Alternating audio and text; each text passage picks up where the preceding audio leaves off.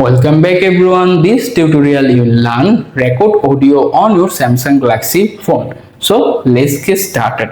First of all, unlock your phone, open the voice recorder app. If you not find the app your phone, make sure to install it first. After the app is open, look at the bottom menu where you can find the red microphone icon. Simply click on it and automatically start recording. Here you can speak anything you can want to record. And if you want to pause the record, simply tap on the this button and this time your recording is paused.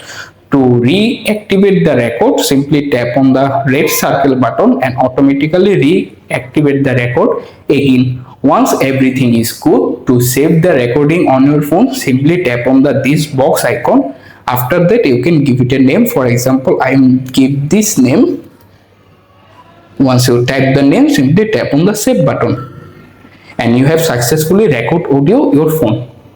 To check the recording, simply tap on it and play the recording your phone. That's it how you can easily done. Thanks for watching. Bye, take care.